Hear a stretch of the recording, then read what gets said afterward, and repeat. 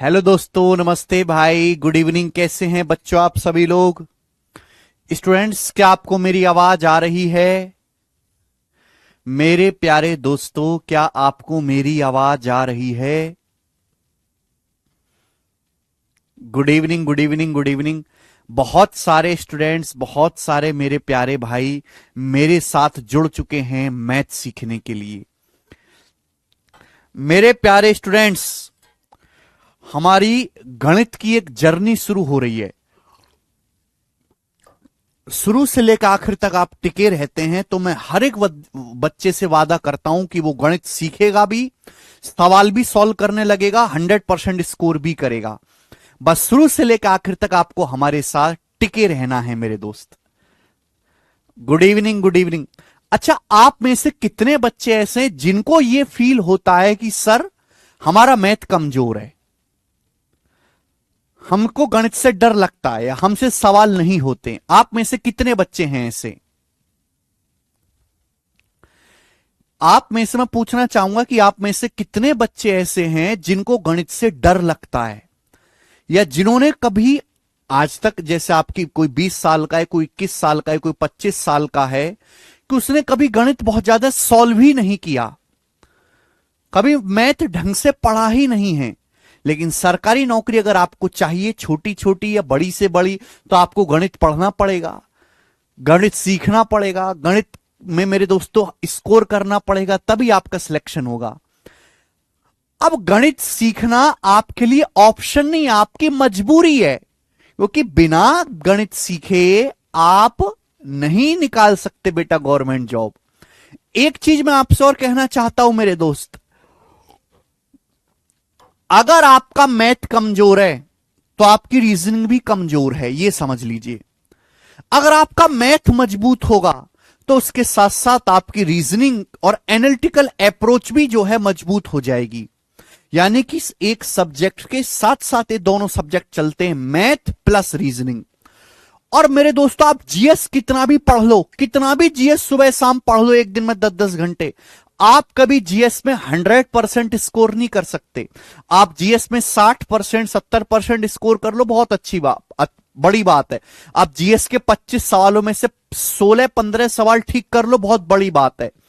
आप कितना भी मेरे दोस्तों अंग्रेजी पढ़ लीजिए, 25 में से 22-23 सवाल ही ठीक होंगे, 2-3 सवाल हमेशा गलत हो जाएंगे, बहुत ही रेयर चांस है। लेकिन मैथ और रीजनिंग, ये दो ऐसे सेक्शन हैं जिनमें 100% स्कोर करने की गारंटी है। और ऐसे बच्चे हैं लाखों जिन्होंने नौकरी ली है और इन दोनों सब्जेक्ट में उनका 100% स्कोर था। 100% स्कोर मेरे दोस्त। यानी कि यह बात आप मान के चलिए कि बिना मैथ और बिना रीजनिंग मजबूत करे आप नौकरी ले लो, यह असंभव है। या फिर थोड़ा बहुत पढ़ के नहीं, थोड़ा बहुत पढ़ोगे तो पेपर में थोड़े बहुत ही सवाल कर पाओगे। आप उस बच्चे से कैसे लड़ाई करोगे जो 100% स्कोर कर रहा है, जो मैथ के 25 के 25 सवाल पेपर में ठीक करके आ रहा है, जो रीजनिंग के 25 के 25 सवाल कैसे ठीक करके आ रहा है? नौकरी तो उसी की लगेगी ना जिसके नंबर ज्यादा होंगे। आपकी कोई पर्सनैलिटी, आपकी कोई गरीबी या कोई आर्थिक समस्या देखकर तो आपको कोई नौकरी मिलने नहीं वाली है। तो ये मान के चलिए, अगर आपको मेरे दोस्तों आज के समय में गवर्नमेंट जॉब चाहिए जहां कट ऑफ बहुत हाई पहुंच चुकी है, आपको मैथ में और रीजनिंग में 100% स्कोर करना पड़ेगा। वो अलग बात है कि एक दो सवाल आपसे गलती से गलत हो जाए, लेकिन टारगेट यही होना चाहिए कि हम मैथ और रीजनिंग में 100% स्कोर करें, इंग्लिश में मैक्सिमम स्कोर करने की कोशिश करें, और बेटा जीएस में तो सभी बराबर सा ही स्कोर करते हैं। कोई बहुत विरला ही बालक होता है जो जीएस में बहुत ज्यादा सवाल ठीक करके आता है। ठीक है भाई, इस सब्जेक्ट को जल्दबाजी में ना लें, इस सब्जेक्ट को जल्दबाजी में ना लें कि ये बहुत जल्दी जल्दी मैं कर लूंगा, या मैं 2 महीने में मैथ सीख जाऊंगा, या मैं 3 महीने में मैथ सीख जाऊंगा। ऐसा नहीं है। मैं मानता हूं कि 2 महीने 3 महीने में बच्चे सिलेबस भी खत्म कर सकते हैं, बच्चे मैथ भी सीख सकते हैं, बच्चे कंपटीशन में निकाल सकते हैं। लेकिन वो बच्चे अलग होते हैं बेटा। वो बच्चे होते हैं जो आईआईटी से पास है, जो एनआईटी से पास है, जिनकी मैथ्स बहुत अच्छी है, जिन्होंने पहले भी तैयारी कर रखी है, जिनका ऑलरेडी एजुकेशन बैकग्राउंड बहुत अच्छा है, जो बहुत अच्छे परिवार से बिलोंग करते हैं, जिनकी बहुत महंगे स्कूल में स्कूलिंग हुई है, वो बच्चे 2-3 महीने में भी कर सकते हैं। लेकिन ज्यादातर जो बच्चे हैं जो सरकारी नौकरी की तैयारी कर रहे हैं, वो बहुत गरीब तरीके से, बहुत लोअर मिडिल क्लास से हैं, जिनको बहुत बढ़िया स्कूलिंग नहीं हुई, जिनकी एजुकेशन कोई बहुत बढ़िया नहीं हुई, जिनके टीचर्स कभी बहुत अच्छे नहीं मिले। तो आप ये मत सोचो कि मैं 2 महीने 3 महीने में कर लूंगा। अगर आप सरकारी नौकरी की तैयारी में आए हो तो 1 साल, 1 साल का टारगेट बना के रखो। आप कितने भी कमजोर क्यों ना हो, 1 साल में मेरे दोस्त आप मैथ्स भी सीख सकते हो, रीजनिंग भी सीख सकते हो, इंग्लिश भी अच्छे से समझ सकते हो और जीएस भी तैयार कर सकते हो। 1 साल का समय लगेगा, क्योंकि इस 1 साल में बेटा आपको सिलेबस भी पढ़ना है, उस सिलेबस पढ़ने के बाद उस सिलेबस का रिवीजन भी करना है, सिलेबस रिवीजन के बाद आपको सिलेबस की प्रैक्टिस भी करनी है, प्रैक्टिस हो जाने के बाद आपको मॉक टेस्ट भी लगाने हैं, तब जाके आप तैयार हो पाओगे। और ये सारा प्रोसेस 1 साल का समय लेगा, 1 ईयर का। वो बहुत अलग बालक होते हैं मेरे दोस्त, जो 6 महीने में ही काम कर लेते हैं। भाई उनकी क्षमता डबल है, हर इंसान की क्षमता अलग अलग होती है। मैं अगर 10 आदमी खड़े कर दूं और बोलूं ईंटा लेके पहाड़ पे चढ़ो, तो कोई आदमी अपने सर पे 5 ईंटा ही रख पाएगा, कोई 10 ईंटा ही रख पाएगा। हो सकता है कोई आदमी ऐसा हो जो 40 ईंटा लेके पहाड़ चढ़ जाए, 40 ईंट सर पे रख के। हर आदमी की क्षमता अलग अलग होती है, सबको एक तराजू में जो है नापना बंद करना पड़ेगा। दूसरी बात, बहुत से बच्चे पूछे कि सर मैथ मजबूत करने के लिए कितना घंटे पढ़े, वो आप पे डिपेंड करता है। कोई बच्चा 1 घंटा पढ़े काफी है मैथ, कोई बच्चा 4 घंटा पढ़े तो भी कम पढ़ेंगे उसको मैथ समझने के लिए, वो क्योंकि उसके दिमाग की क्षमता ऐसी है। ये एक स्लो प्रोसेस है, धीरे धीरे धीरे धीरे धीरे धीरे जैसे आप पढ़ोगे वैसे वैसे आपकी समझने की स्पीड तेज होगी, जैसे जैसे आप सवाल लगाओगे मेरे दोस्तों वैसे वैसे आपकी स्पीड तेज होगी सवाल करने की, और जितने ज्यादा आप क्वेश्चंस प्रैक्टिस करोगे वैसे वैसे आपकी एक्यूरेसी भी बढ़ेगी। तो हमको बेटा दोनों चीजों पे काम करना है, स्पीड प्लस एक्यूरेसी। ध्यान रखिएगा, एक बच्चा ऐसा है जो केवल गणित सीखना चाहता है, केवल गणित सीखने वालों का सिलेक्शन हो ही नहीं सकता। आप कहोगे सर ऐसा क्यों कह रहे हो, क्योंकि पेपर में बेटा चाहिए स्पीड। आपको 1 घंटे में 100 सवाल सॉल्व करने, 1 घंटे में 100 क्वेश्चंस। कुछ बच्चे ऐसे होते हैं जिनको मैं आधे घंटे में 3 सवाल सिखाता हूं, उनको तो भी लगता है सर फास्ट हो रहा है। आप खुद सोचो, अगर आप आधे घंटे में 3 सवाल नहीं समझ सकते, उनको कॉपी में उतार नहीं सकते साथ साथ, तो आप 1 घंटे का पेपर में 100 सवाल कैसे करके आओगे सॉल्व, जहां मैं भी आपके साथ नहीं रहूंगा। आप खुद सोचो बेटा।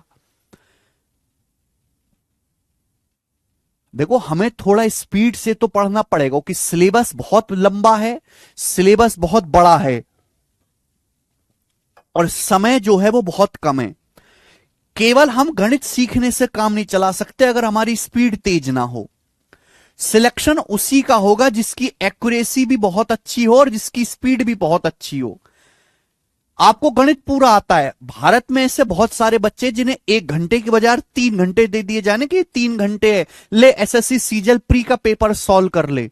हर बच्चा कर लेगा, वो हर बच्चा कट ऑफ क्लियर कर लेगा, लेकिन समस्या यह है कि पेपर में 1 ही घंटे का होता है।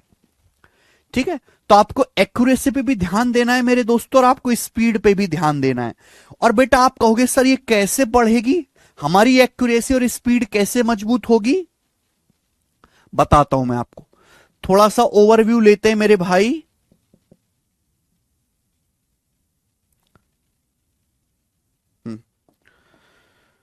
तो मेरे दोस्तों पहले आपको कॉन्सेप्ट सीखना है, जितने ज्यादा डिटेल में कॉन्सेप्ट जान सकते हो जानो। देखो कुछ चीजें ऐसी होती है, मैं क्लास में कितनी भी बार समझाऊं आपको तभी बहुत अच्छे समझ में आएंगे जब आप घर पे जाके 2-3 बार खुद से लिख के देखोगे। मैंने एक बात समझा दी, उसको घर पे जाके खुद से लिख के देखो, खुद से करके देखो, ठीक है ना। और कॉन्सेप्ट समझने के बाद आप प्रैक्टिस करो, प्रैक्टिस प्रैक्टिस, तब जाके आपकी स्पीड और एक्यूरेसी बढ़ेगी। कुछ बच्चे कहते हैं बेसिक से पढ़ना है, बेसिक से पढ़ना है। ये एक्चुअली बेसिक से नहीं पढ़ना चाहते आप केवल बेसिक ही पढ़ना चाहते हैं, केवल बेसिक ही। जो लोग ये कहते हैं बेसिक से पढ़ना है, बेसिक से पढ़ना है, बेसिक से पढ़ाइए, बेसिक से पढ़ना है, वो बेसिक नहीं पढ़ना चाहते। बेसिक से नहीं, वो केवल बेसिक ही पढ़ना चाहते हैं। और आप अपने दिमाग में एक बात डाल लीजिए अच्छी तरीके से कि केवल बेसिक पढ़ लेने से, केवल बेसिक सवाल लगा लेने से आपका सिलेक्शन नहीं होने वाला। यूट्यूब पे बहुत सारे टीचर्स ऐसे हैं जो बहुत हल्का हल्का कॉन्सेप्ट सिखाते हैं, बहुत हल्के हल्के सवाल कराते हैं, है ना। उनको 1-1 लाख, 1.5 लाख, 40-40, 50-50 हजार बच्चे देख भी रहे हैं।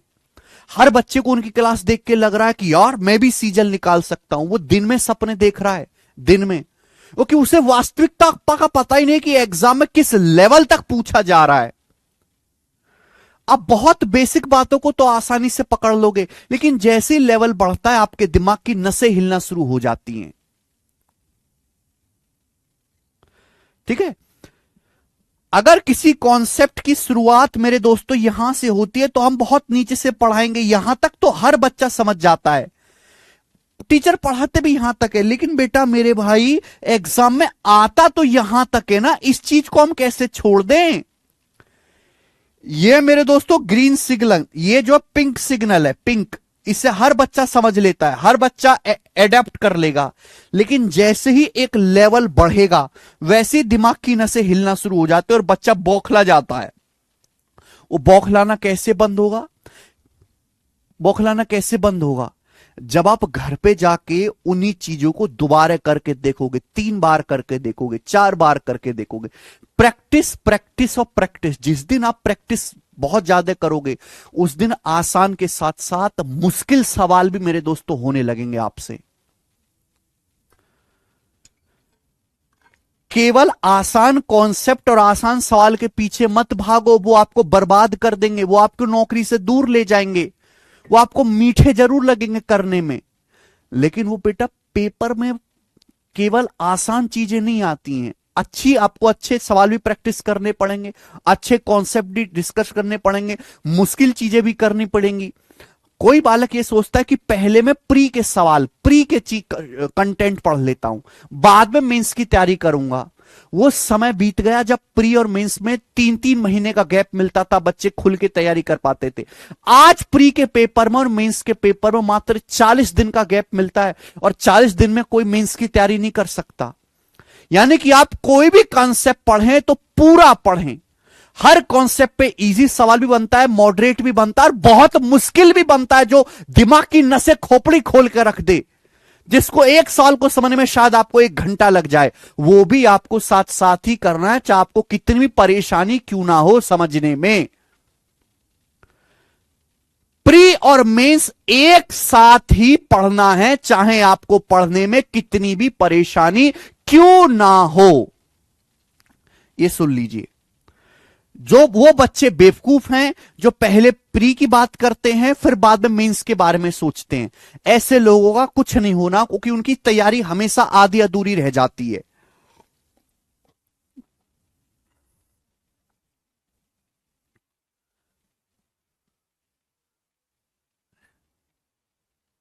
ठीक है जी। चलिए, दूसरी बात मेरे दोस्त कि हर साल सिलेबस तो सेम है, सिलेबस तो सेम है, बस 2-4 चैप्टर नए ऐड हुए, जैसे प्रोबेबिलिटी बढ़ गया है, स्टैटिक्स सांख्यिकी बढ़ गया है, लेकिन कंटेंट हर साल बढ़ता जा रहा है, बैच बढ़ता जा रहा है, नंबर ऑफ क्लास ज्यादा होती जा रही है, शीट में क्वेश्चंस की संख्या बढ़ती जा रही है। जैसे जैसे मेरे दोस्त, हम आज क्या शुरू करने वाले हैं? हम आज शुरू करने वाले हैं नंबर सिस्टम। हम आज क्या शुरू करने वाले हैं? नंबर सिस्टम, संख्या पद्धति, नंबर सिस्टम हम शुरू करने वाले हैं मेरे प्यारे दोस्त। तो जब मैं 2019 में पहली बार मैंने कैरिबल एप्लीकेशन पे जो है बैच पढ़ाया था नंबर सिस्टम, तो उस नंबर सिस्टम की मात्र मेरे दोस्तों 9 क्लास हुई थी, 9 क्लास हुई थी, और लगभग 140 सवालों में नंबर सिस्टम खत्म हो गया था। यह बात आप मान के चलिए कि जब मैंने 2019 में पहली बार पढ़ाया था तो नंबर सिस्टम की मात्र 9 क्लास हुई थी, 9 क्लास, और 140 सवाल में मेरे दोस्तों 140 क्वेश्चन में चैप्टर खत्म हो गया था।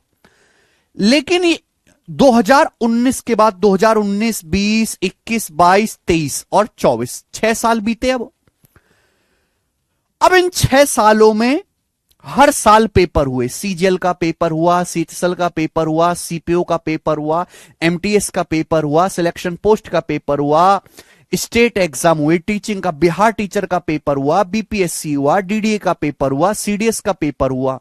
हर साल मेरे दोस्तों, हर साल इतने ज्यादा एग्जाम भारत में होते हैं। हर साल 7,000 से ज्यादा नए सवाल आ जाते हैं। हर साल 7,000 से ज्यादा नए सवाल देश में पैदा हो जाते हैं। जैसे जनसंख्या हर साल बढ़ते जा रही है, भाई देश में अनाज लिमिटेड है, देश में पानी उतना ही है, देश की जमीन उतनी ही है, लोग जो है मच्छरों की तरह पैदा हुए जा रहे हैं, पॉपुलेशन बढ़ती जा रही है। ऐसे ही यहां पर है कि भाई सिलेबस तो उतना ही है, चैप्टर्स लिमिटेड हैं, चैप्टर्स उतनी ना, चैप्टर बढ़ाए गए ना सिलेबस बढ़ाया गया, लेकिन हर साल इतने ज्यादा पेपर होते हैं ऑनलाइन होने की वजह से। पहले पेपर होता था ऑफलाइन। सीजीएल का पेपर है सुबह और शाम 3 शिफ्ट में, पेपर खत्म हुआ, खत्म हो गया। आज वही पेपर 40 शिफ्ट में होता है।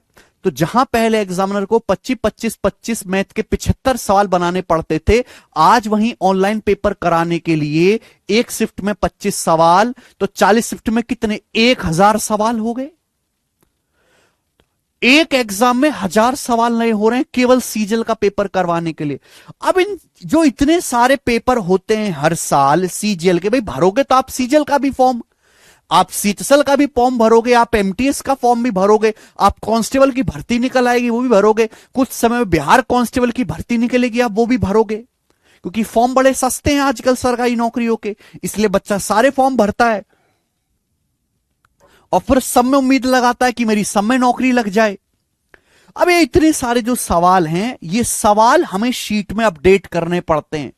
हर साल मेरे दोस्तों नए सवाल इसमें आते रहते हैं और हम शीट में ऐड करते रहते हैं। तो number of questions, number of classes और कंटेंट बहुत ज्यादा बढ़ गया। तो जहां पहले 9 क्लास में हो रहा था, आज वही मेरे दोस्तों लगभग आपकी 16 से 18 क्लास में जाके एक चैप्टर खत्म हो रहा है ये।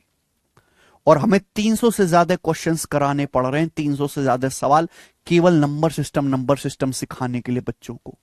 यानी कि अगर आप आज से 5 साल पहले तैयारी करने आते तो जितनी मेहनत आपको आज करनी पड़ रही है, इसकी केवल आधी ही मेहनत करनी पड़ती और आपको केवल आधा ही पढ़ना पड़ता। अगर आप आज से 5 साल पहले तैयारी करते, जितना ज्यादा आप सरकारी नौकरी लेने में डिले हो गए, जितना ज्यादा, ये मेरी बात बहुत गौर से सुनेगा, कोई ये टीचर एक्सप्लेन नहीं करता इस तरीके से, ना बच्चे को ये सब गहराई पता। जितना ज्यादा डिले होता जाएगा उतने ज्यादा लोग ग्रेजुएट होते जाएंगे। वो सब कंपटीशन की दुनिया में सबको सरकारी नौकरी चाहिए, वो भीड़ बढ़ती चली जाएगी। वैकेंसी लिमिटेड है, कम हो रही है या उतनी है, बढ़ नहीं रही, वैकेंसी बढ़ नहीं रही, या कम हो सकती है उतनी रहेंगी। अब मेरे दोस्त, और हर साल लाखों ग्रेजुएट होते हैं, लाखों बच्चे ग्रेजुएट होते हैं, और उसमें से लाखों बच्चे जो हैं सरकारी नौकरी की तैयारी में आते हैं। तो जैसे जैसे समय बीतता जा रहा है वैसे वैसे नंबर ऑफ क्लासेस बढ़ती जा रही हैं, वो कि हर साल नए नए सवाल आ रहे हैं, बच्चों को ज्यादा प्रैक्टिस कराना पड़ता है, ज्यादा टफ होता जा रहा है, चीजें ज्यादा डिटेल में बताना पड़ता है, ज्यादा टाइप के सवाल कराने पड़ते हैं। पहले कॉन्सेप्ट अगर 2 टाइप पढ़ाने पड़ते थे, तो आज पढ़ाने पड़ते हैं 5 टाइप।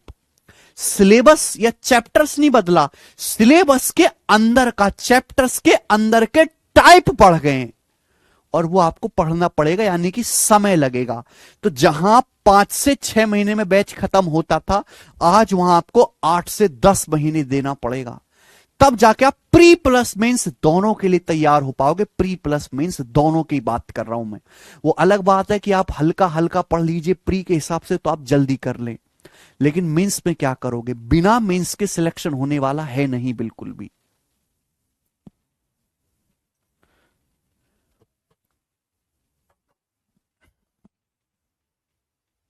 ठीक है जी, तो ये सारी चीजें थी, मैंने आपको बता दिया कि कंपटीशन किस लेवल का होना है, उसी को ध्यान में रख के तैयारी करें मेरे प्यारे बच्चों। देखिए, नंबर सिस्टम में मेनली चार चीजें आती हैं। पहला तो आपका नंबर सिस्टम हो गया, संख्या पद्धति। फिर आपका होता है मेरे दोस्तों एलसीएम और एचसीएफ, एलसीएम एचसीएफ मेरे दोस्तों, ठीक है ना। फिर उसके बाद आपका सिंप्लीफिकेशन, सरलीकरण, सिंप्लीफिकेशन, सिंप्लीफिकेशन हिंदी में इसको कहते हैं सरलीकरण, और कैलकुलेशन ट्रिक्स कि भी जल्दी वर्ग कैसे करें, जल्दी गुणा कैसे करें, दशमलव को कैसे हटाएं, ठीक है, जल्दी वर्गमूल कैसे निकालें, जल्दी घनमूल कैसे निकालें, ये सब चीजें सिखाई जाती हैं सिंप्लीफिकेशन चैप्टर में। और सबसे आखिर में शर्ट्स और इंडिसेस, घातांक एवं करणी। आप किताबों में देखोगे मेरे दोस्तों, या हम भी इसको अलग अलग पढ़ाते हैं, पर ये चारों चैप्टर हैं एक ही फैमिली का हिस्सा, ये एक ही परिवार के हैं, एक ही परिवार के। Number system, LCM HCF, simplification, shirts indices, घातांक करणी। अगर मैं इनके एग्जाम में वेटेज की बात करूं तो जिन एग्जाम में 25 सवाल आते हैं, जैसे कि सीजल प्री का पेपर हो गया, सीतसल प्री का पेपर हो गया मेरे प्यारे भाई, ठीक है ना, उन सभी एग्जाम में 25 में से 2 से 3 क्वेश्चन इन चारों चैप्टर्स के देखने को मिलेंगे, 2 से 3 सवाल 25 में से, ठीक है। ओके मेरे दोस्त। अब जैसे आपका सीपीओ का पेपर होता है, सीपीओ भी 5-6 लाख बच्चे देते हैं हर साल।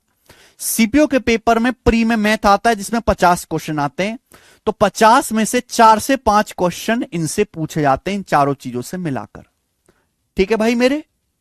चलिए, अगर आप मेरे दोस्तों मेंस का पेपर दोगे, सीजीएल के मेंस का या सीएचएसएल के मेंस का पेपर दोगे, तो मेंस के पेपर में 30 क्वेश्चन आते हैं, और 30 क्वेश्चंस में से मेरे प्यारे भाई मात्र 2 से 3 क्वेश्चन ही number system, LCM HCF, surds indices और सिंप्लीफिकेशन के होंगे।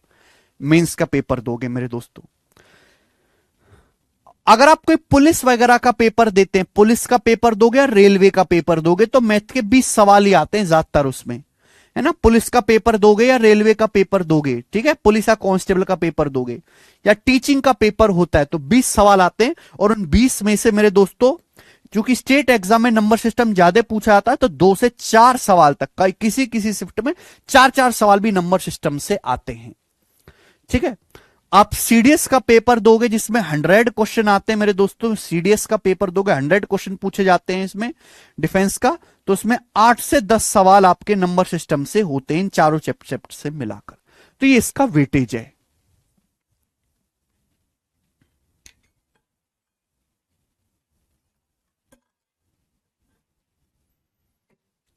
यानी कि 2 सवाल जो है, आप ही मान के चलिए आपको 2 सवाल पेपर में सही करने के लिए कितनी तैयारी करनी पड़ेगी, कम से कम आपको मेरे दोस्तों 300 सवाल प्रैक्टिस करने पड़ेंगे, और आपको सैकड़ों कॉन्सेप्ट जानने पड़ेंगे, ठीक है जी। एमटीएस के पेपर में भी मेरे दोस्तों 25 ही क्वेश्चन आते हैं, 2 से 3 क्वेश्चन उसमें होंगे नंबर सिस्टम इन सबके मिलाकर। हर एग्जाम का मैंने बता दिया है कि भाई जिस एग्जाम में इतने इतने क्वेश्चन आएंगे उसमें से number system, LCM HCF, simplification, surds indices, इन चारों का कितना वेटेज रहेगा। ओके,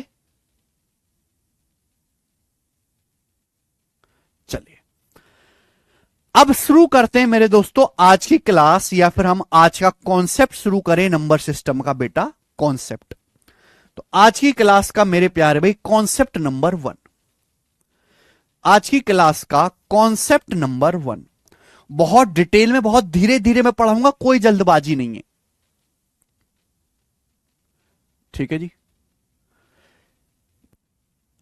मैंने पूरे चैप्टर को कई सारी शीट्स में डिवाइड कर दिया। इस चैप्टर में 7 से 8 शीट होंगी, हर शीट में अलग अलग कॉन्सेप्ट, अलग अलग टाइप होंगे, अलग अलग वैरायटी होंगी, तो 7 से 8 शीट में मैंने पूरे चैप्टर को डिवाइड किया नंबर सिस्टम को, कॉन्सेप्ट 1। बच्चों क्या आप लोगों को भाग देना आता है? स्टूडेंट्स क्या आपको भाग देना आता है? मुझे बताओ क्या आप लोगों को भाग देना आता है? जैसे भाई एक संख्या है 58, मैं 58 को भाग देता हूं मेरे दोस्तों, किससे भाग दे देते हैं? 11 से। तो बताओ भाग देने पर क्या होगा? 58 को मैं 11 से भाग दूं, क्या आएगा मेरे प्यारे भाई? जल्दी से बताओ। सभी को भाग देना आता है? बहुत बेसिक सी बात से शुरुआत करेंगे। एक संख्या है 58। 58 को मेरे दोस्तों हम 11 से भाग देते हैं, तो बताइए कितनी बार भाग जाएगा? सभी को डिवाइड करना आता है?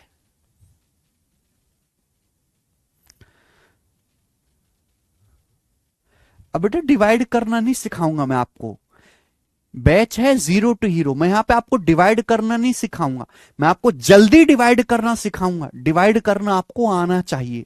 सरकारी नौकरी की तैयारी करने से पहले आपको भाग देना आना चाहिए, कि भाग देना सीखने की उम्र आपकी निकल गई। अब आपको क्या सीखना है कि हम जल्दी कैसे किसी संख्या में भाग दें, जल्दी।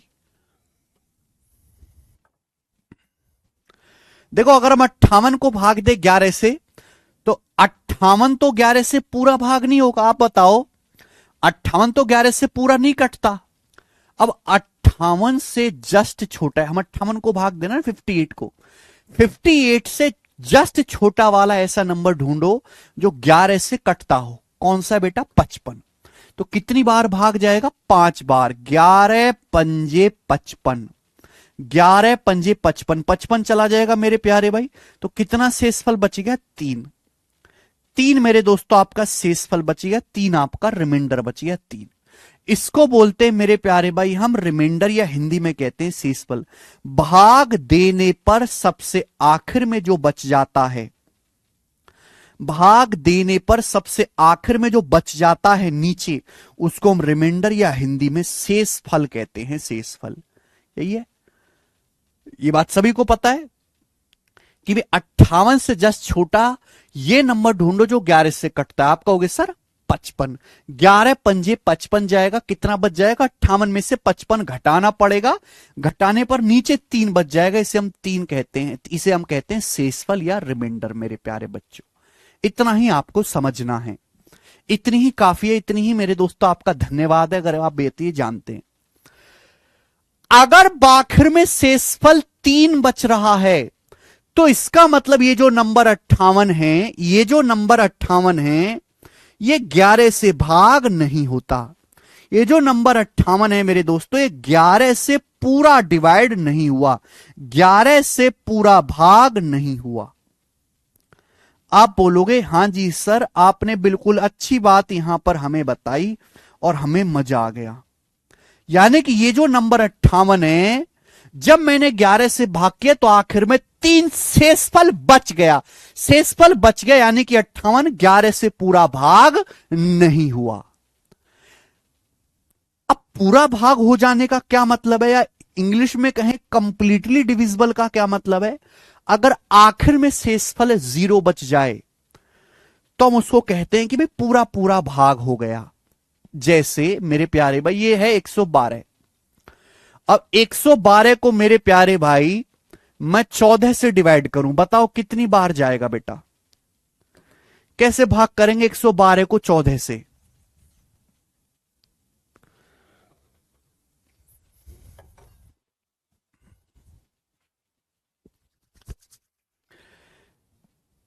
अगर मैं आपसे कहूं बेटा कि 112 को 14 से भाग करो, जल्दी से बताइए, तो कितनी बार भाग जाएगा? आप कहोगे सर ये तो 14 8 112 होता है, सर ये तो 14 8 112 होता है, ये तो सर पूरा का पूरा कट गया। अब 112 में से 112 घटाएंगे तो क्या बच गया? शेषफल 0 बच गया, रिमाइंडर 0 बच गया। यानी कि जब मैं 112 को 14 से भाग देता हूं तो आखिर में रिमाइंडर कितना बच रहा है बेटा? शेषफल 0 बच रहा है, 0। शेषफल क्या आ रहा है भाई मेरे? 0। इसका मतलब ये जो 112 है, ये जो नंबर 112 है, ये 14 से कंप्लीटली डिविजिबल है, पूरा डिवाइड होता है 14 से। ये जो नंबर 112 है, ये 14 से कंप्लीटली डिविजिबल है। या फिर ये जो नंबर 112 है, 14 से पूरा पूरा भाग होता है, 14 से पूर्णतः विभाज्य है। ये जो नंबर 112 है मेरे प्यारे भाई, ये 14 से कंप्लीटली डिविजिबल है। अगर आखिर में रिमाइंडर 0 बचता है तो हम ये कहेंगे कि ये जो हमारी संख्या 112 है, हम भाग किससे दे रहे हैं यहां पर? 14 से। वो 14 से पूरा पूरा भाग होती है, 14 से कंप्लीटली डिविजिबल है। बात सही है? आप बोलोगे हां जी सर बिल्कुल सही, कोई तकलीफ नहीं। अगर मैं इस बात को मैथमेटिक्स में और बेहतर तरीके से लिखूं तो मैं ये कहूंगा कि ये जो 14 है, 112 14 से पूरा पूरा भाग हो गया। 112 जो है 14 से पूरा पूरा डिवाइड हो गया, कंप्लीट डिवाइड हो गया। यानी कि जो 14 है मेरे दोस्तों, ये जो संख्या 14 है, 14 ये 112 का एक फैक्टर है, 112 का एक गुणनखंड है। 14 जो है 112 का क्या है मेरे प्यारे भाई? एक फैक्टर है। हिंदी में हम लोग इसको कहते हैं गुणनखंड। 14 जो है 112 का एक फैक्टर है या गुणनखंड है। गुणनखंड, गुणनखंड, खंड मतलब होता है टुकड़ा, गुणन मतलब गुणा का एक टुकड़ा। गुणनखंड को मैं अगर देसी भाषा में कहूं बच्चा। 14 जो है 112 का एक बच्चा है। 112 14 से पूरा पूरा भाग हो रहा है, क्योंकि भाग देने पर शेषफल क्या बच रहा है? 0 बच रहा है। तो ये जो 14 है ये 112 का एक बच्चा है। 112 में ऑलरेडी 14 छुपा हुआ होता है। 112 का मतलब ही होता है बेटा 14 अट्ठे 112। तो 112 में ऑलरेडी 14 छुपा होता है। 112 के अंदर खुद 14 छुपा हुआ होता है। 112 में 14 पहले से शामिल होता है, यानी कि 112 का एक बच्चा है 14। तो मेरे दोस्तों अगर किसी संख्या को 112 को 14 से डिवाइड करने पर रिमाइंडर 0 आ रहा है, तो इसका मतलब ये जो संख्या 14 से भाग देने पर शेषफल 0 आ रहा है, तो ये संख्या 14 112 का एक फैक्टर या गुणनखंड कहलाती है, यानी कि एक बच्चा है। समझ में आए मेरे प्यारे भाई? अरे पढ़ने पे ध्यान दीजिए, वो भी होगा आकाश। यहां तक किसी बच्चे को कोई समस्या?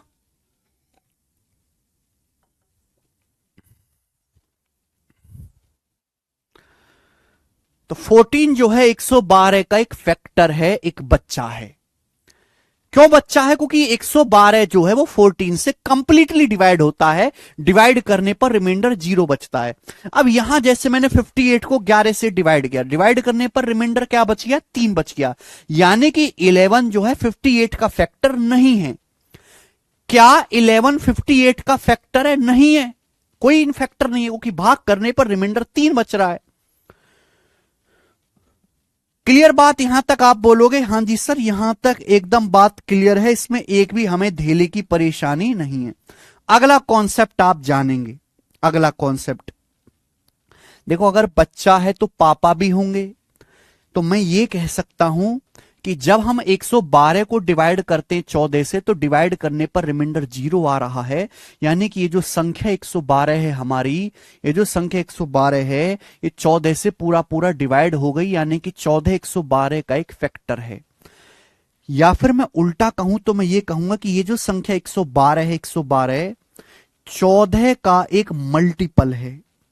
112 जो है वो 14 का एक मल्टीपल है। Multiple, multiple, multiple. हिंदी में हम लोग कहते हैं इसे गुणक। हिंदी में हम लोग क्या कहते हैं बेटा? इसे गुणक, गुणक।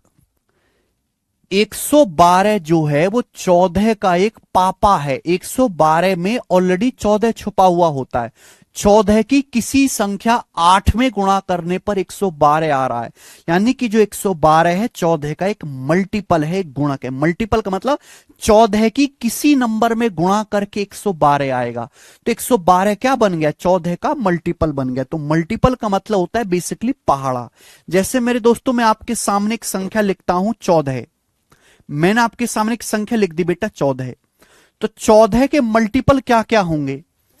14 किन किन संख्याओं को डिवाइड करेगा? 14 14 को डिवाइड करेगा, 14 कम 14, 14 28 को डिवाइड करेगा, 14 दूनी 28, 14 तिया 42, 14 जो है 42 को भी भाग करेगा 3 बार, 14 चौका 56, 56 को भी भाग करेगा 4 बार, 14 पंजे 70, 70 को भी भाग करेगा, 14 चिंग 84। तो ये सब जो संख्याएं 14 के मल्टीपल हैं, ये सब 14 के मल्टीपल्स हैं। 14 के मल्टीपल्स। ये वो सभी संख्याएं जो 14 से डिवाइड होती हैं, ये वो सभी संख्याएं मेरे दोस्तों जो 14 से डिवाइड होती हैं। क्लियर है? आप बोलोगे हां जी सर, मुझे अच्छी तरीके से समझ में आ गया। तो आपको फैक्टर और मल्टीपल दोनों में फर्क समझ में आया?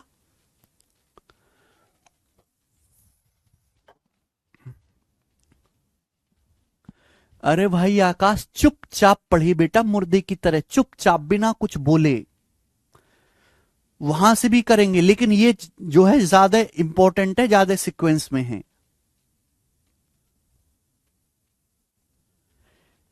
आकाश, क्या आपको फैक्टर और मल्टीपल समझ में आया कि मल्टीपल क्या होता है, फैक्टर क्या होता है? अगर हम किसी संख्या 112 को डिवाइड करते हैं 14 से डिवाइड करने पर रिमाइंडर 0 आ रहा है, तो हम ये कहेंगे कि जो संख्या 14 है 112 का एक बच्चा है। बच्चा मतलब फैक्टर। उल्टा ये कहेंगे कि ये संख्या 112 14 से पूरी भाग हो रही है, 14 से भाग हो रही है, तो 112 14 का एक पापा है, यानी कि 14 का एक मल्टीपल है, 14 का एक गुणक है। दोनों फर्क को बहुत अच्छी तरीके से जान लीजिए, समझ लीजिए। आगे अगला कॉन्सेप्ट जानो, ये बहुत छोटी छोटी बातें बेटा, बहुत छोटी छोटी बातें हैं। नेक्स्ट अगला कॉन्सेप्ट जानिए मेरे प्यारे भाई। मैंने अभी आपको समझाया कि अगर हम 112 को, अगर हम किसी संख्या 112 को 14 से डिवाइड करेंगे, 14 से, तो 14 से डिवाइड करने पर मेरे दोस्तों रिमाइंडर कितना आएगा, शेषफल कितना आएगा? तो आपको मैंने अभी समझाया कि सर 14 अट्ठे 112 8 बार चला जाएगा, शेषफल क्या बचेगा? 0 बचेगा। ये बताया मैंने आपको बेटा, यही मैंने बताया। बोलो कि सर अगर आप 112 को 14 से डिवाइड करोगे तो 14 से डिवाइड करने पर शेषफल क्या आएगा? 0 आएगा मेरे दोस्तों, 0। अब मेरे प्यारे भाई 112 का एक फैक्टर 14 है, 112 का गुणनखंड है, 112 का एक बच्चा है 14। तो अगर आप 112 को 14 से डिवाइड करोगे तो शेषफल क्या आ रहा है? 0। अब बेटा 14 क्या होता है? 14 क्या होता है मेरे दोस्तों? 14 होता है 7 दूनी 14, 7 गुणा 2 14, 14 होता है बेटा। यानी कि 14 का भी एक बच्चा 7 है, 14 का भी एक फैक्टर 7 है मेरे प्यार भी, 7। तो आपको यह बात समझनी चाहिए कि अगर आप 112 को 14 का फैक्टर 7 है, अगर 112 को 14 के फैक्टर 7 से ही डिवाइड करोगे तो भी डिवाइड करने पर रिमाइंडर 0 ही आएगा, तो भी भाग करने पर शेषफल 0 ही आएगा। अगर 112 को 14 से डिवाइड करने पर शेषफल 0 आ रहा है, क्योंकि क्यों आ रहा है? क्योंकि 14 112 का एक फैक्टर है, 112 का एक बच्चा है। तो बच्चे के बच्चे क्या हुए? पोते हो गए, पोते। तो अगर आप 14 के भी फैक्टर, 14 का फैक्टर 7 भी होता है, 2 भी होता है, अगर आप 14 को 7 से भाग करेंगे तो भी पूरा डिवाइड होगा, 14 को 2 से भाग करेंगे तो भी पूरा का पूरा भाग होगा। विकास कुमार यादव सर, शुरू में सब समझ आता है लेकिन बाद में नहीं आने लगता है, क्योंकि विकास कुमार यादव आपके दिमाग की क्षमता भी इतनी है कि केवल आपका दिमाग आसान चीजों को ही पढ़ सकता है और समझ सकता है, बहुत वीक है। बहुत सारे बच्चों के पास समस्या यह है कि सर ऐसी हल्की हल्की बातें तो हम समझ लेते हैं, बाद में खोपड़ी गर्म हो जाती, समझ ही नहीं आता, क्योंकि आपके दिमाग की भी मानसिक क्षमता नहीं है उतनी कि आप उस लेवल को अटेन कर पाए, उस लेवल को फिट कर पाए। वो लेवल कैसे होगा? कोई फर्क नहीं पड़ता समझ में आए या ना आए, केवल मुर्दे की तरह पढ़ते रहो, केवल मुर्दे की तरह पढ़ते रहो, पढ़ते रहो, पढ़ते रहो, पढ़ते रहो, पढ़ते रहो, पढ़ते रहो, मुर्दे की तरह पढ़ते रहो, पढ़ते रहो, पढ़ते रहो, पढ़ते रहो, पढ़ते रहो, बिना हलक से आवाज निकाले मुर्दे की तरह पढ़ते रहो, बिना ये देखे कि मैं क्या कर रहा हूं, मैं क्या सीख रहा हूं। एक दिन आपके दिमाग का जो लेवल है वो बढ़ेगा, इंक्रीज होगा, और वो ऐसा समय होगा कि जब आप तो टीचर कुछ भी बताए, कुछ भी बताए टीचर, आपका दिमाग तुरंत रिस्पॉन्ड करेगा। ये सब कुछ ट्रेनिंग का खेल है, ट्रेनिंग का खेल, ट्रेनिंग का। जितना ज्यादा आप दिमाग को ट्रेन करोगे उतना ज्यादा ही आपके हिसाब से काम करेगा। जब नया लड़का फौज में भर्ती होता है तो उसका शरीर देखो कैसा सॉफ्ट सा होता है, उसके हाथ कितने मुलायम होते हैं। जब फौज में जाने से पहले उसकी साल भर की ट्रेनिंग होती है, उसके बाद देखना उसके ये डोले शोले एकदम टाइट हो जाते हैं, ये हाथ एकदम ऐसे सॉलिड हो जाते हैं। क्यों? क्योंकि उसकी शरीर को 1 साल की टफ ट्रेनिंग दी गई है। सुबह 4 बजे उठाया और रात 9 बजे तक ट्रेनिंग, कभी एक्सरसाइज कर रहे हैं, कभी मैदान में दौड़ रहे हैं, कभी बंदूक से एक्सरसाइज कर रहे हैं। क्या 1 साल शरीर को ट्रेनिंग दी। दिमाग भी ट्रेनिंग का खेल है। जितना ज्यादा आप दिमाग को ट्रेन करोगे उतना ज्यादा मेरे दोस्तों आपका दिमाग चलेगा। आप बहुत लेट हो गए काम करने में। बहुत सारे बच्चे ऐसे हैं जो बचपन से दिमाग को ट्रेन कर चुके हैं। कोई बच्चा 8वीं क्लास में 9वीं क्लास में, जैसे मैं खुद का एग्जांपल लूं, जब मैं 9th क्लास में था तो मैं डेली 4-5 घंटे मैथ पढ़ता था। और जब मैं 11th में था तो मैंने डेली 7 से 8 घंटे मैथ पढ़ा, डेली केवल मैथ 7 से 8 घंटे, और उसके बाद 5-6 घंटे फिजिक्स। तो मैं, अगर कोई बच्चा 7 से 8 घंटे अपने बचपन में मैथ्स पढ़ रहा है तो उसका दिमाग वहीं ट्रेन हो गया। आपने वो काम नहीं किया, आपकी ट्रेनिंग बाकी है, वो अब आपको करनी पड़ेगी। बुढ़ापे में आके लेट हो गए आप।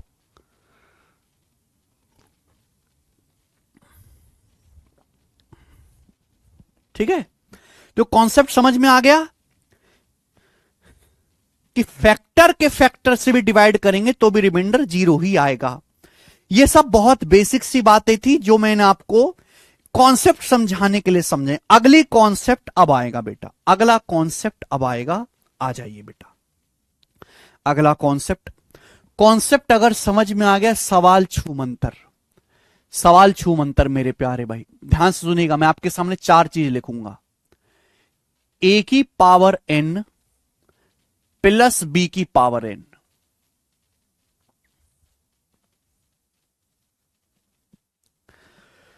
अगला, ए की पावर n प्लस बी की पावर n।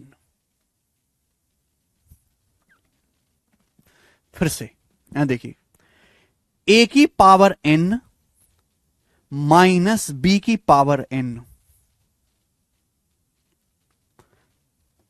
फिर से यहां ए की पावर n माइनस बी की पावर n। आप कहोगे सर आपने एक ही बात को 2-2 बार क्यों लिखा है? चलिए खत्म करते हैं आपका डाउट। ए की पावर n प्लस बी की पावर n में मेरे दोस्तों यहां जो पावर n है वो एक विषम संख्या है। विषम संख्या वो संख्या होती है जो 2 से भाग नहीं होती, जैसे 3, 5, 7, 11।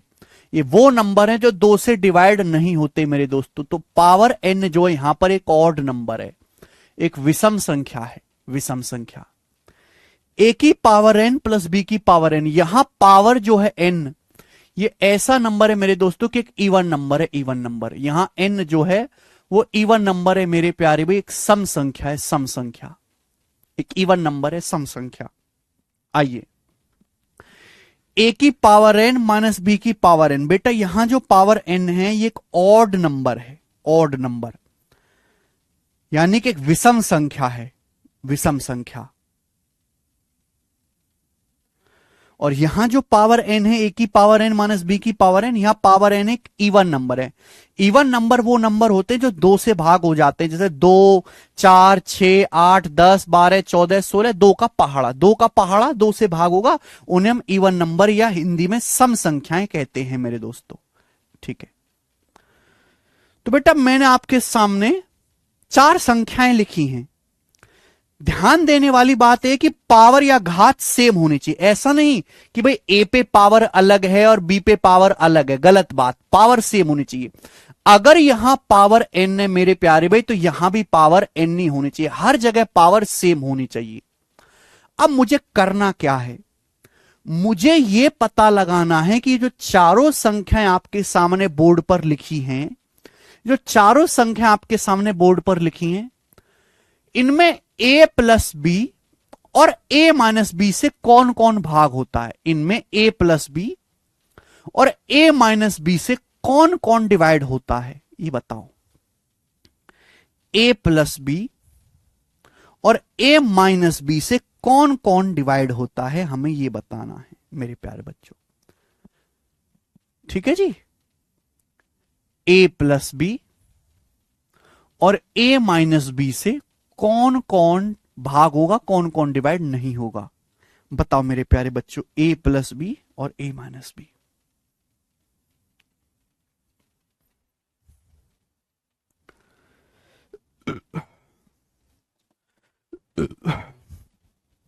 जैसे ध्यान से सुनिएगा मेरे प्यारे बच्चों, अगर आपके सामने कोई संख्या लिखी हुई है ए की पावर एन प्लस बी की पावर एन, जहां पावर एन एक विषम संख्या है, जहां पावर एन एक विषम संख्या है मेरे प्यारे भाई, एक ऑड नंबर है,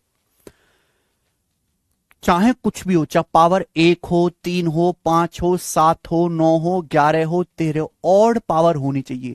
तो ये नंबर बीच में प्लस है, ए की पावर एन प्लस बी की पावर एन हमेशा ही ए प्लस बी से डिवाइड होगा, हमेशा।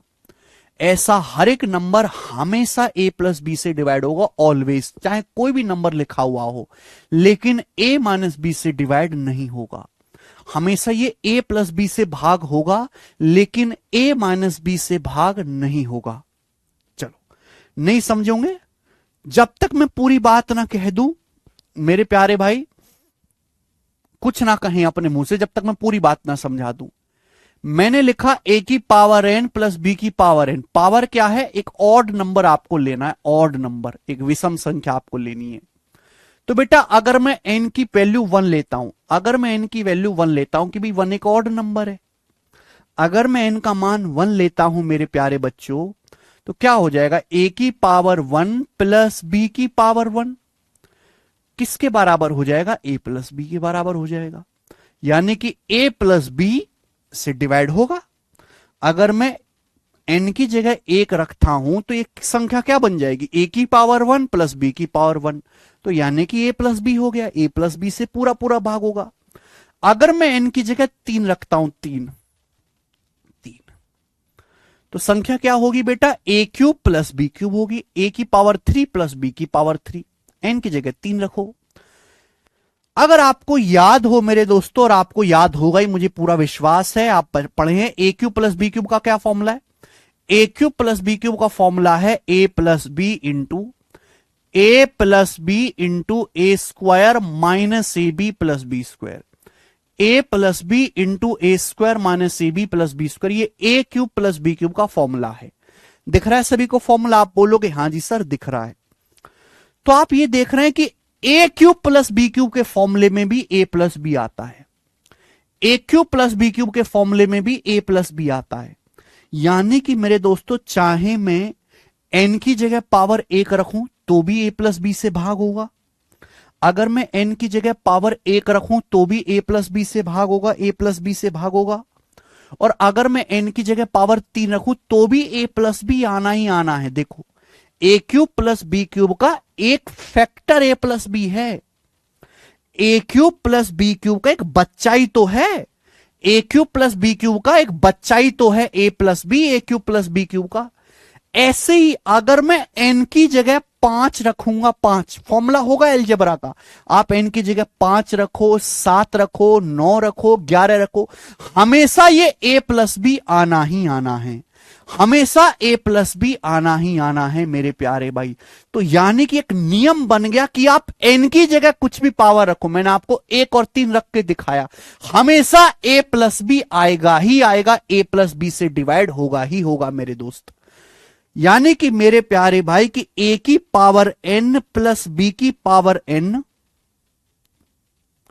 अगर पावर ऑड है, अगर पावर ऑड है मेरे प्यारे भी, पावर अगर ऑड है, पावर अगर ऑड है, मैं अगर इसको a प्लस बी से डिवाइड करूंगा, a प्लस बी से, तो डिवाइड करने पर हमेशा शेषफल 0 आएगा, डिवाइड करने पर हमेशा रिमाइंडर 0 आएगा शेषफल, हमेशा, क्योंकि a की पावर n प्लस b की पावर n का हमेशा एक गुणनखंड, चाहे पावर 1 हो, 3 हो, 5 हो, 7 हो। मैंने बहुत सारे एग्जांपल लेके नहीं दिखाया आपको, 2 ही एग्जांपल लेके दिखाया मैंने आपको। टाइम वेस्ट है, इतना टाइम वेस्ट नहीं करना, टाइम की बहुत कीमत है, समय बहुत कम है, सिलेबस बहुत बड़ा है।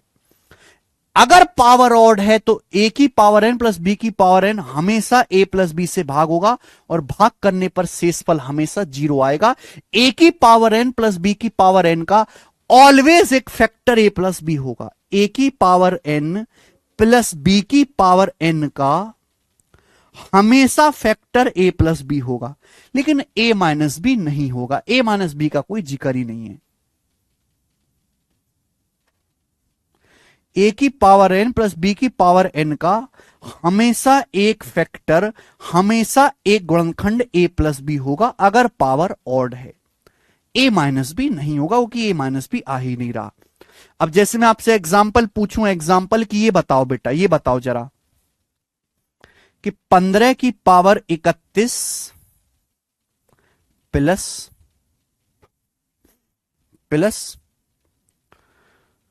24 की पावर 31 को 39 से भाग देने पर कितना शेषफल आएगा? ये मेरा सवाल है आप लोगों से, बताना जरा, करके बताओ जल्दी से।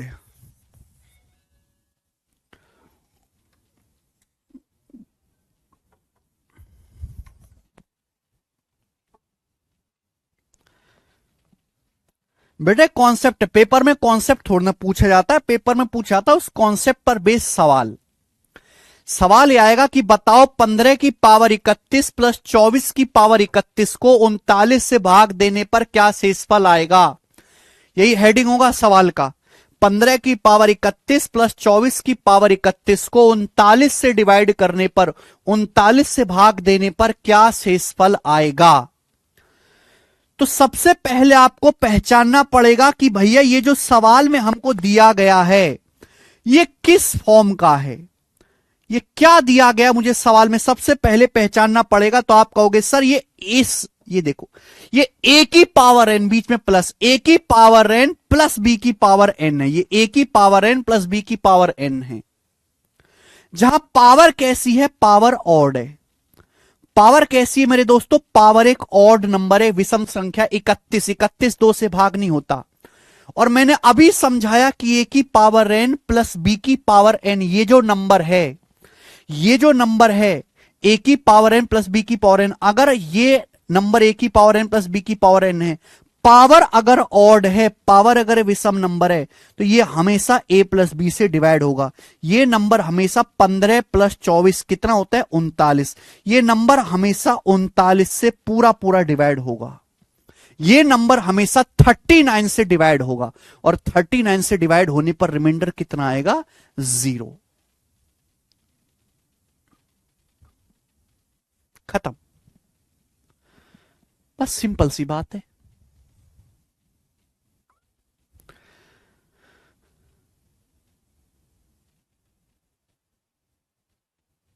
पंद्रह की पावर 31 प्लस 24 की पावर 31 का एक फैक्टर 15 प्लस 24 यानी कि 39 होगा, और 39 से डिवाइड करने पर मेरे दोस्तों शेषफल कितना आएगा, 0 आएगा। इतनी सी बात है, समझ में आ गया एग्जाम्पल से। तो ये कॉन्सेप्ट है बेटा, कॉन्सेप्ट देखने में अजीब लगता है, जब उस पर एग्जाम्पल दिया जाए हर बच्चे को क्लियर हो जाता है, लेकिन आपको शुरू से लेकर आखिर तक पढ़ना पड़ेगा, ठीक है। इसी तरीके से अगले कॉन्सेप्ट पे आते हैं। अब आप ये मुझे खुद ही बताओगे, आप मुझे खुद ही बताओ मेरे प्यारे भाई, ए की पावर एन माइनस बी की पावर एन, ए की पावर एन माइनस बी की पावर एन, बीच में क्या है, माइनस। अगर बीच में माइनस है मेरे प्यारे भाई, बीच में क्या है बेटा, माइनस है, माइनस। अगर बीच में माइनस है, माइनस, तो ये ए प्लस बी से डिवाइड होगा या ए माइनस बी से डिवाइड होगा। समझने वाली बात यह है कि अगर बीच में माइनस है तो ये कभी भी ए प्लस बी से डिवाइड नहीं होगा, ये हमेशा ए माइनस बी से डिवाइड होगा। ए की पावर एन माइनस बी की पावर एन में अगर पावर एक ऑड नंबर है तो ये नंबर हमेशा ए माइनस बी से डिवाइड होगा, ए प्लस बी से डिवाइड नहीं होगा भाई मेरे, ए प्लस बी से भाग नहीं होगा। यह भी मैं आपको बड़ी डिटेल में लिख के बता देता हूं कि दोस्त ए की पावर एन माइनस बी की पावर एन, कभी भी इस टाइप की कोई संख्या आपको लिखी हुई मिले, कभी भी इस टाइप की कोई संख्या आपको लिखी हुई मिले, बस ये चेक कर लेना कि पावर क्या है। अगर पावर ऑड है तो ये नंबर हमेशा ए माइनस बी से डिवाइड होगा। इस टाइप की कोई भी संख्या हमेशा ए माइनस बी से भाग होगी, क्यों होगी भाई मेरे? अगर मैं n को 1 रखता हूं, अगर मैं n को 1 रखता हूं 1, तो हो जाएगा a की पावर 1 माइनस b की पावर 1। a की पावर 1 माइनस b की पावर 1 क्या आ जाएगा? a minus b। a की पावर 1 माइनस b की पावर 1 क्या हो जाएगा? a minus b। देखो a माइनस b से भाग हो गया। और बेटा अगर मैं n को यहां पर 3 रखता हूं, 3 रखता हूं n को 3, तो भाई ये a cube minus B cube हो गया बेटा, a cube minus B cube. A cube minus B cube का formula a minus B into A square plus A B plus B square, formula होता है A cube minus B cube का formula. यानी कि अगर मैं पावर 1 रखता हूं, n की जगह 1 रखता हूं, तो भी मेरे दोस्तों a माइनस बी से भाग हो रहा है। मैं n की जगह 3 रख रहा हूं तो भी a माइनस बी से डिवाइड हो रहा है। हालांकि आपको फॉर्मूला याद नहीं है, मेरे को तो याद है ना, आपको याद करने की जरूरत भी नहीं है। अगर मैं n की जगह 5 रखूं ना, 5, अगर मैं n की जगह 5 रखूं तो a की पावर 5 माइनस b की पावर 5 का फॉर्मूला होता है a माइनस बी। ये फॉर्मूला होता है, आपको याद नहीं है, मुझे याद है बेटा। a की पावर 4 3 2 1 0, b की power 4 b cube B square B, ये फॉर्मूला होता है बेटा। ये फॉर्मूला होता है a की पावर 5 माइनस बी की पावर 5 का। आपको बड़ा अजीब लग रहा होगा, बुरा लग रहा होगा देखने में, मैं तो कह ही नहीं रहा याद करो आपको। हमें तो केवल एक कॉन्सेप्ट समझाना है कि भाई चाहे n की जगह आप 1 रखो तो भी a माइनस बी से भाग होगा, n की जगह आप 3 रखो तो भी a माइनस बी आएगा, आप n की जगह 5 रखो तो भी a माइनस बी आएगा। क्योंकि पावर ऑड होने पर a की पावर n माइनस बी की पावर n में पावर ऑड होने पर हर फॉर्मूले में a माइनस बी आना ही आना है। a माइनस बी एक फैक्टर हमेशा बनेगा ही बनेगा, a माइनस बी आना ही आना है, a माइनस बी आना ही आना है।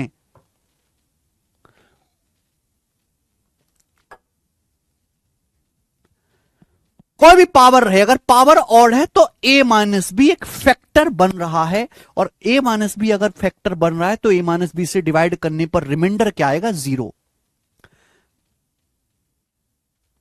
अरे भाई दिमाग में कुछ घुसता है कि नहीं घुसता है? मैंने अभी समझाया कि भाई 112 का एक फैक्टर होता है 14, तो अगर 112 को 14 से डिवाइड करेंगे तो डिवाइड करने पर रिमाइंडर क्या आएगा? 0 आएगा। यहां पर यही तो मैं आपको समझाने की कोशिश कर रहा हूं। इसका मतलब a की पावर n अगर पावर ऑड है, अगर पावर ऑड है तो a की पावर n माइनस b की पावर n का ऑलवेज एक फैक्टर a माइनस बी होगा, always factor a minus B होगा। एक बात समझने में आप पता नहीं कितना टाइम लेते हो भाई, बहुत ज्यादा टाइम लेते हो, बहुत स्लो प्रोसेसर है आपका, बहुत ज्यादा स्लो प्रोसेसर है। अगर पावर एक विषम संख्या है तो a की पावर n माइनस बी की पावर n का हमेशा एक फैक्टर a माइनस बी होगा। मैंने आपको एग्जाम्पल लेके दिखा तो दिया यार, जरूरी थोड़ी ना कि हम 100 एग्जाम्पल से समझें। पर ये तो फॉर्मूला फैक्टर कैसे बन गया? अरे भाई आकाश, फॉर्मूले में यार मैं आपके सामने ये बिल्कुल यार कैसे बालक हो, मैं आपके सामने लिखता हूं 112 बराबर 14 इंटू 8, ये मैंने लिखा। यानी कि 112 का एक बच्चे 112 14 गुणा 8 के बराबर है, 14 गुणा 8 के बराबर, 112 जो है 14 गुणा 8 के बराबर है। 112 क्या है? 14 गुणा 8, 14 गुणा 8। तो 112 का एक बच्चा 14 भी है, 112 का एक बच्चा 8 भी है। 14 और 8 दोनों ही 112 के फैक्टर हैं। आपको नहीं दिख रहा कि भाई a cube minus B cube है a माइनस बी गुणा A square plus A B plus B square. तो A cube minus B cube का एक बच्चा ये भी है, एक बच्चा ये भी है। ए की पावर 5 माइनस बी की पावर 5 है, ए माइनस बी गुणा समथिंग ये। ए की पावर 5 माइनस बी की पावर 5 का एक बच्चा ये भी है, एक बच्चा ये भी है। इसी के तो बच्चे हुए दोनों। जब मैं तुम्हारे सामने लिखता हूं कि 112 बराबर 14 गुणा 8, तो 14 क्या? 112 का बच्चा, 8 क्या? 112 का बच्चा। केशव देखना वीडियो रुक गई क्या?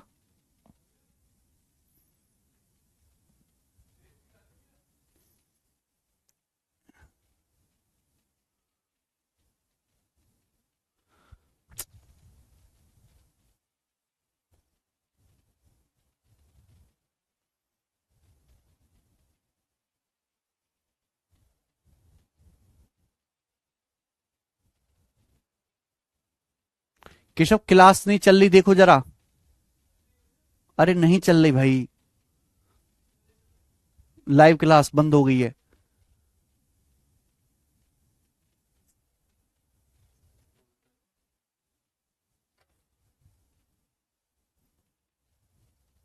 चल गई?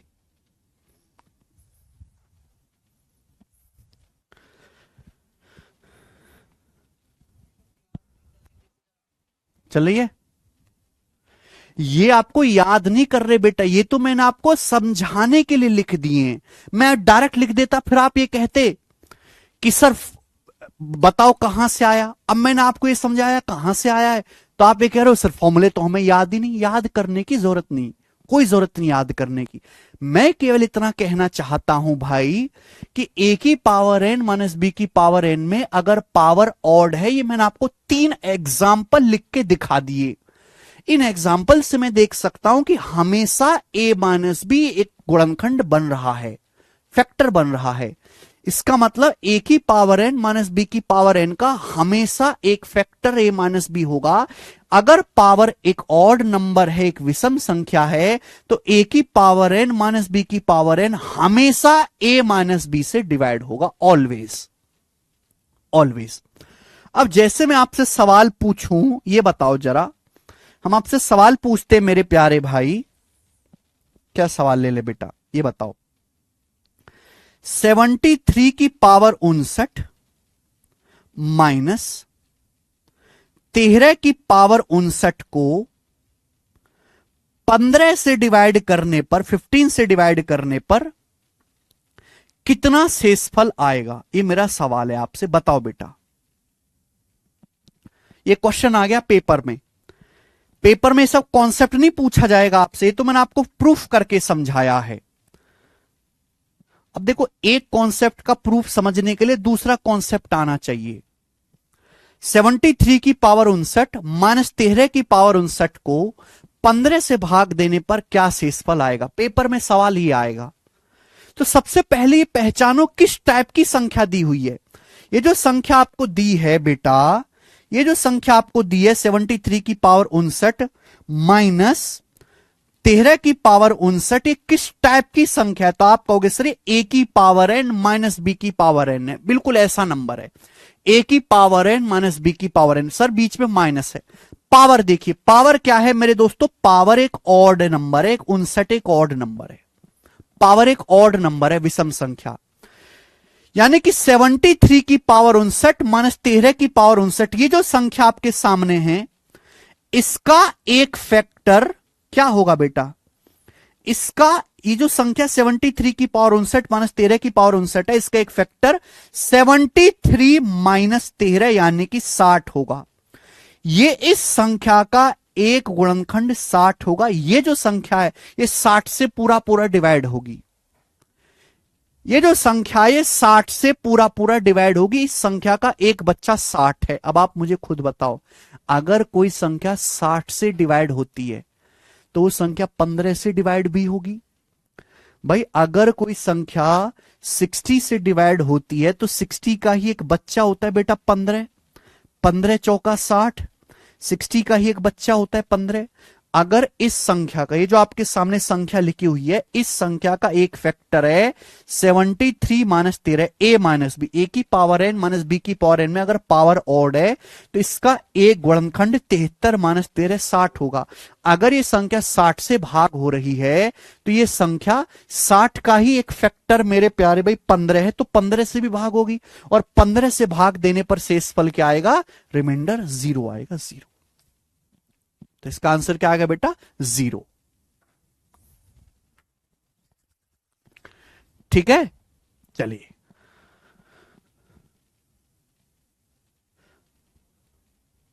देखो, दोनों तरीके से समस्याएं हैं भाई। जैसे मैं आपको एक कॉन्सेप्ट समझा रहा हूं, कॉन्सेप्ट नंबर 1, पावर डिफरेंट हुई तो कैसे करेंगे, पावर डिफरेंट हुई तो दूसरा जुगाड़ देखेंगे, वो दूसरा टाइप है, पहले ये टाइप तो पढ़ लो मोनिका, वो बाद में पढ़ेंगे, ठीक है। अगर मैं सीधा सीधा ये लिख के बता दूं कि चलो सवाल करते हैं, तो बच्चे पूछते हैं सर ये आया कहां से। जब मैं उनको ये बताता हूं कि यहां से आया, तो फिर ये कहते सर आपने अलजेब्रा का फॉर्मूला नहीं याद कराया। जब मैं अलजेब्रा का फॉर्मूला बताता हूं, तो आप कहते हो सर आपने सीधा अलजेब्रा बता दिया, आपने नंबर सिस्टम नहीं बताया। यानी कि चारों तरफ से मैं कुछ भी करूं, बच्चों को समस्या ही होनी है। क्यों? क्योंकि गणित एक जाल की तरह है, और ये पूरा जाल आपस में कनेक्टेड है, पूरा जाल। ऐसा नहीं कि आप नंबर सिस्टम पढ़ रहे हो तो आपको और बाकी चैप्टर्स का कतई ज्ञान नहीं है, थोड़ी बहुत चीजें आनी चाहिए, ठीक है।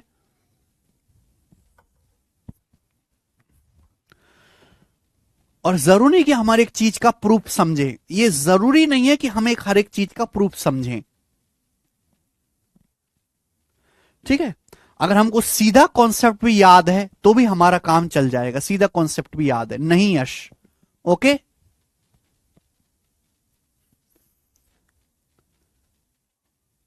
आगे चले, अगला कॉन्सेप्ट, ए की पावर एन प्लस बी की पावर एन, ए की पावर एन प्लस बी की पावर एन। अगर पावर एक इवन नंबर है, एक सम संख्या है, अगला कंसेप्ट देखिए, ए की पावर एन प्लस बी की पावर एन, ये और ये दोनों सेम है, फर्क क्या है? पावर का। यहां पावर क्या था? ऑड नंबर, यहां पावर क्या है? Even number. अगर पावर इवन नंबर है बेटा, तो ध्यान रखिएगा, आप खुद से भी कर सकते हैं, ना तो ये ए प्लस बी से डिवाइड होगा, ना ही ये ए माइनस बी से डिवाइड होगा, ना तो कभी ये ए प्लस बी से डिवाइड होगा और ना ही ये ए माइनस बी से डिवाइड होगा। यानी कि इस पे पेपर में सवाल आएगा ही नहीं, इस पे पेपर में सवाल आएगा ही नहीं, ये हमारे काम की चीज ही नहीं है।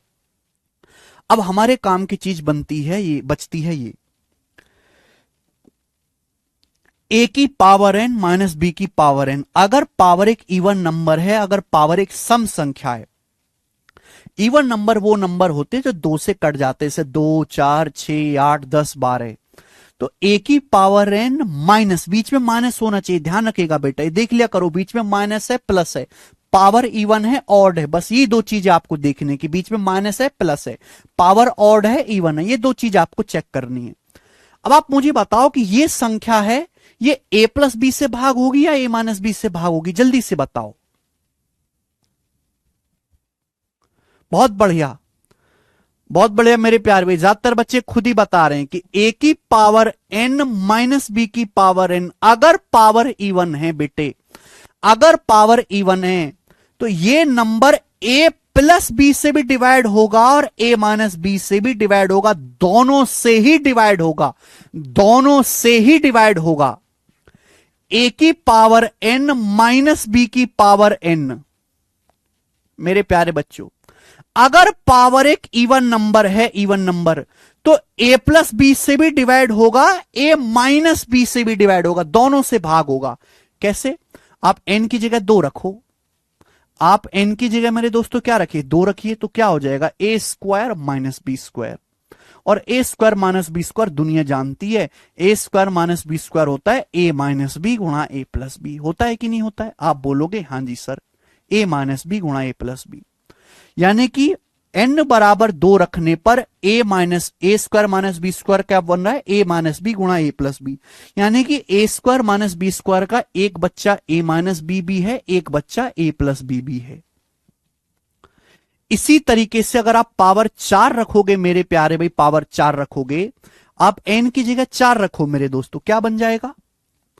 अगर आप n की जगह 4 रखोगे मेरे प्यारे भाई, तो हो जाएगा a की पावर 4 माइनस बी की पावर 4। अब आप मुझे बताओ, a की पावर 4 माइनस बी की पावर 4 क्या होता है बेटे?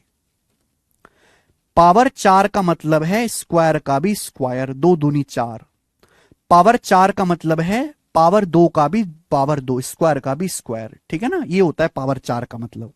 पावर 4 का मतलब वर्ग का भी वर्ग कर रहे हो आप, ठीक है? तो देखो यहां फिर से फॉर्मूला लगा दो, तो तो इसका फॉर्मूला खोलोगे तो क्या आ जाएगा, इसका फॉर्मूला खोलेंगे तो ये हो जाएगा बच्चे ए स्क्वायर माइनस बी स्क्वायर गुणा A square plus B square. बहुत सारे बच्चे इस बात को समझने की ताकत नहीं रखते दिमाग में, वो बच्चे इग्नोर कर दें, सीधा कॉन्सेप्ट रट लें, A square minus B square into A square plus B square. ये आ गया बच्चे, देखो फिर से देखो, A square minus B square क्या आ गया, फिर से A square minus B square हो गया जी A minus B into A plus B. फिर से A square minus B square हो गया A minus B into A plus B. बन गया कि नहीं बन गया? आप बोलोगे हाँ जी सर, फिर से ए minus B into A plus B का फॉर्मूला बन गया फिर से। यानी कि अगर मैं पावर चाहे 2 रखूं या फिर मैं पावर 4 रखूं, या मैं पावर 2 रखूं या पावर 4 रखूं, ए माइनस बी और ए प्लस बी दोनों हमेशा फैक्टर बन रहे हैं, दोनों ही फैक्टर बन रहे हैं, ए माइनस बी भी और ए प्लस बी भी। तो कॉन्सेप्ट बन गया ए की पावर एन माइनस बी की पावर एन में अगर पावर इवन है। मैंने आपको 2 एग्जांपल लिख के दिखाए, इससे ज्यादा हमें लिखने की जरूरत नहीं है। आप कोई भी पावर रखें, चाहे आप पावर 2 रखें, चाहे आप पावर 4 रखें, चाहे पावर 6 रखें, ये हमेशा ए माइनस बी से भी भाग होगा और ए प्लस बी से भी भाग होगा, दोनों से भाग होगा। कनक जी इससे आराम से नहीं बताया जा सकता, इससे आराम से सिलेबस ना हो 5 साल में भी पूरा। मुझे स्लो करने की बजाय अब अपने आप को खुद फास्ट करने पे काम करिए। पता नहीं और क्या आराम चाहिए भाई। 1.5 घंटे की क्लास में 3 बात मैंने आपको बताई, 1.5 घंटे की क्लास में 3 बात नहीं समझ सकते तो नंबर सिस्टम की 100 कॉन्सेप्ट कैसे समझोगे फिर आप?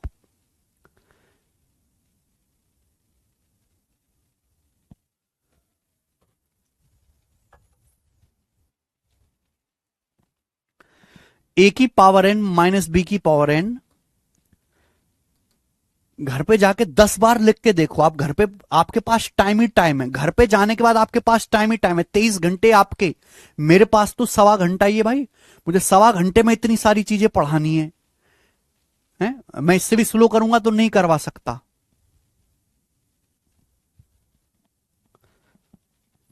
फिर आप एक 105 साल के जापानी बुढ़वा से पढ़ लीजिए, बुढ़वा से पढ़ लीजिए किसी जिसके हाथ कांपते हो, ऐसे ऐसे ऐसे ऐसे लिखता हो, ऐसे एन बराबर 2 ए वर्ग मान ऐसे करता हो। लिमिट होती है भैया, इतना सारा पढ़ने के लिए कैसे होगा आप खुद बताओ। ठीक है जी, तो मैंने आपको भाई ये 4 कॉन्सेप्ट समझाए, ये सारे के सारे कॉन्सेप्ट ये एक स्लाइड में, केवल मैंने आपको 4 कॉन्सेप्ट आज की क्लास में सिखाए। ये तो किसी काम का है नहीं, ये किसी काम का है नहीं, क्योंकि इस पे कोई सवाल बनेगा नहीं, इस पे कोई सवाल बनेगा नहीं। ये 3 कॉन्सेप्ट आपके काम के हैं। ए की पावर एन प्लस बी की पावर एन में अगर पावर ऑड है तो ये नंबर ए प्लस बी से भी डिवाइड होगा, ए माइनस बी से भी डिवाइड होगा। अगर बीच में माइनस है तो ये नंबर हमेशा ए माइनस बी से डिवाइड होगा। ए की पावर एन माइनस बी की पावर एन में अगर पावर इवन है, अगर पावर इवन नंबर है तो ये ए प्लस बी से भी भाग होगा, ए माइनस बी से भी भाग होगा, दोनों से डिवाइड होगा, दोनों से भाग होगा। क्लियर? आप बोलोगे हां जी सर बिल्कुल सही, कोई प्रॉब्लम नहीं। निशु कह रहे हैं क्या वीक स्टूडेंट एसएससी में सिलेक्ट हो सकता है? बिल्कुल नहीं। आप वीक हो तो खुद को मजबूत करो, वीक स्टूडेंट कभी सिलेक्ट नहीं हो सकता। वीक स्टूडेंट खुद को मजबूत करके, खुद के सब्जेक्ट मजबूत करके, वीक स्टूडेंट एक मजबूत स्टूडेंट के बराबर नंबर लाकर सिलेक्ट हो सकता है। वीक स्टूडेंट कभी सिलेक्ट नहीं हो सकता। बात आई समझ में?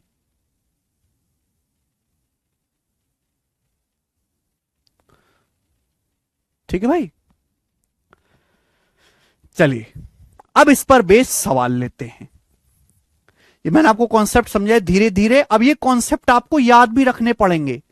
कॉन्सेप्ट याद नहीं होंगे तो सवाल आप जल्दी जल्दी नहीं कर पाओगे। सवाल नंबर 1, बताओ बच्चों क्या आंसर है?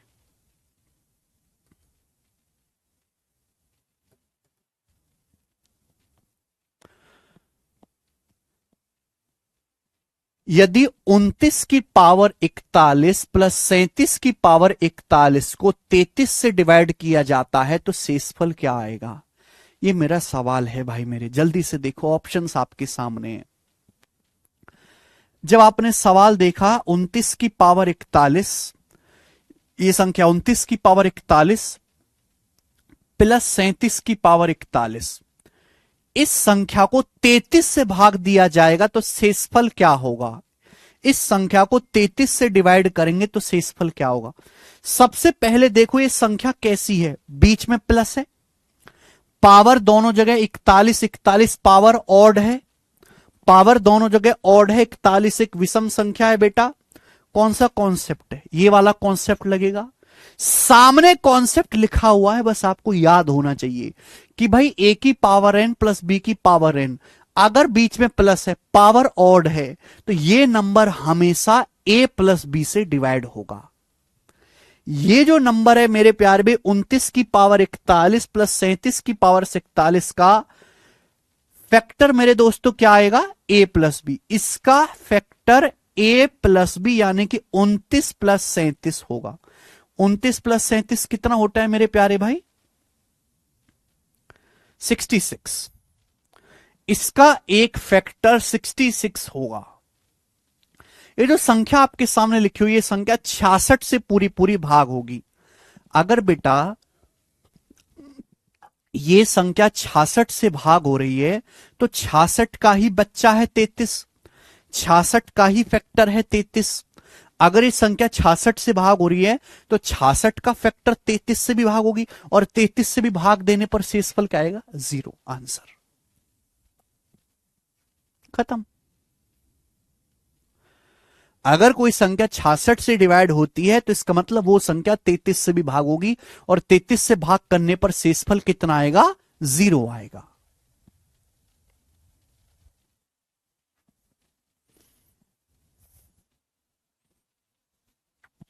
मजा आया ना बेटा? आप बोलोगे सर ये तो मजा आ गया, इतना आसान सवाल आएगा। सवाल बहुत ज्यादा आसान आते हैं पेपर में, और ऐसा नहीं है कि ये इजी है तो केवल प्री के पेपर में आएगा। जैसे ये वाला आप सवाल देखो, ये वाला क्वेश्चन 2019 के सीजीएल के मेंस के पेपर में आया था। 2019 सीजीएल मेंस में इतना आसान सवाल एक स्टेप का, बताइए। ऑड मतलब वो संख्या जो 2 से डिवाइड नहीं होती, 1, 3, 5, 7। करिए। 127 की पावर 97 प्लस 97 की पावर 97 को 32 से भाग किया जाता है तो कितना शेषफल बचता है? आपके सामने संख्या लिखी हुई है 127 की पावर 97 प्लस 97 की पावर 97 को 32 से डिवाइड करने पर कितना शेषफल बचेगा? बीच में क्या है मेरे दोस्तों? प्लस, बीच में प्लस है। पावर देख लीजिए, पावर 97 है, 97 2 से डिवाइड होता है? नहीं। तो पावर जो 97 है, ये जो पावर 97 है क्या है? एक ऑड नंबर है, विषम संख्या है मेरे प्यारे। This is odd number, odd number है। यानी कि ये जो संख्या है इसका फैक्टर ए प्लस बी होगा। इस संख्या का एक फैक्टर ए प्लस बी होगा। ए प्लस बी का मतलब 127 प्लस 97 कितना आ जाएगा बेटा? 224। इस संख्या का एक फैक्टर 224 होगा। ये जो संख्या आपके सामने लिखी हुई है बेटा, ये संख्या 224 से पूरा पूरा डिवाइड होगी। इस संख्या का फैक्टर 224 है।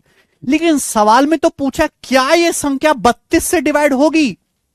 32 से भाग करने पर क्या शेषफल आएगा? बताओ। ये जो 224 है, क्या ये 32 से भाग होता? अगर मैं 224 को 32 से डिवाइड करूं तो 32 से कितनी बार जाएगा? 224 7 बार जाएगा। 32 सत्ते 224। यानी कि ये संख्या अगर 224 से भाग हो रही है तो 224 का ही एक बच्चा होता है 32। 224 का बच्चा 32। ये संख्या अगर 224 से डिवाइड हो रही है तो 32 से भी डिवाइड होगी, और 32 से डिवाइड करने पर रिमाइंडर क्या आएगा? 0 आएगा। खत्म। बताइए मजा आया कि नहीं सवाल करके? अगर आपको समझ में आया है, कॉन्सेप्ट दिमाग में फिट हो गया है मेरे प्यारे भाई, तो सब लोग कमेंट में यस लिख देंगे। आखिरी सवाल इस कॉन्सेप्ट का भी और इस क्लास का भी, बताओ।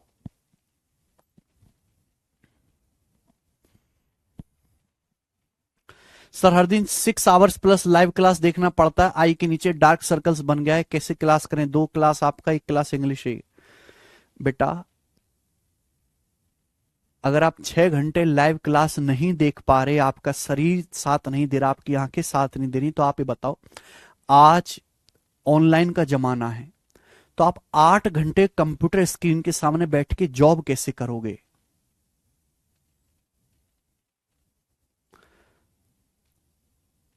अगर ईमानदारी से जॉब करी जाए तो आपको 8 घंटे कंप्यूटर स्क्रीन के सामने बैठना है, वहां भी कैसे करोगे?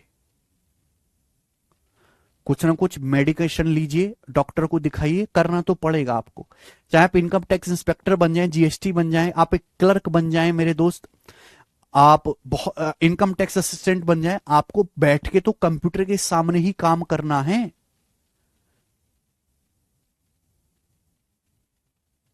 आप 6 घंटे मोबाइल से पढ़ रहे हो, फिर आपको 8 से 9 घंटे कंप्यूटर स्क्रीन के सामने रहना है, सिस्टम के सामने।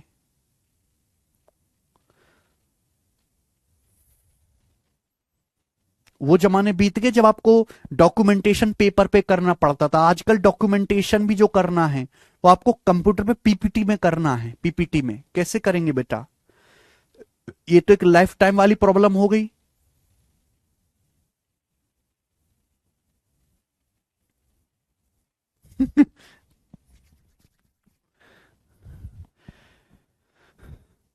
One of the factors where K is an odd number, बोला है ये संख्या आपको दी है, ये संख्या आपको दी है, बोला है इस संख्या का गुणनखंड क्या होगा जहां के एक ऑड नंबर है। इस संख्या का गुणनखंड क्या होगा जहां के एक ऑड नंबर है। के एक ऑड नंबर है मेरे प्यारे भाई, इस संख्या का गुणनखंड क्या होगा मेरे दोस्तों? अब के ऑड नंबर है, ध्यान से देखो, यह 8 की पावर 2 के, तो 8 की पावर 2 के, 2 के का मतलब मैं ऐसे लिख सकता हूं 8 का स्क्वायर फिर उसकी होल पावर के, मैं ऐसे लिख सकता हूं। ये बात समझ लीजिएगा मेरे प्यारे भाई कि अगर ए की पावर m और इस पूरे की होल पावर n करा जाए तो इसका मतलब हो गया ए की पावर m गुणा n, पावर की आपस में गुणा हो जाएगी, ए की पावर m गुणा n, ठीक है ना? बोलो। प्लस 5 की पावर 2 के, 5 की पावर 2 के को भी मैं ऐसे लिख सकता हूं भाई 5 का स्क्वायर उसके होल पावर के, ये पावर की आपस में गुणाई हो जाएगी, ठीक है ना? तो ये हो गया 8 का स्क्वायर बेटा 64 होता है, 8 का स्क्वायर 64, 64 की पावर के, प्लस 5 का स्क्वायर 25, 25 की पावर के। ये आ गया? बोले हाँ। आप बोलोगे जी सर बिल्कुल यही आ गया। अब सवाल चीख चीख के कह रहा है सड़क पे कि के एक ऑड नंबर है, कि जो के है के एक ऑड नंबर है, विषम संख्या, बीच में क्या है? प्लस। और मैंने अभी समझा कि ए की पावर n प्लस बी की पावर n में अगर पावर एक ऑड नंबर है तो भाई इस संख्या का जो फैक्टर है, इसका जो फैक्टर है मेरे दोस्तों क्या होगा? इस संख्या का फैक्टर a प्लस बी होगा। इसका जो फैक्टर है वो 64 प्लस 25 89 होगा। तो इस संख्या का जो फैक्टर है वो क्या आ जाएगा बेटा? डी ऑप्शन 89, और ये आंसर आ जाएगा बात। ठीक है ना बच्चे? चलो, तो आज की क्लास को हम यहीं पे समाप्त करते हैं। कितने स्टूडेंट ऐसे हैं जिन्हें आज की क्लास के सारे कॉन्सेप्ट और सारे सवाल समझ आ गए? बताइए।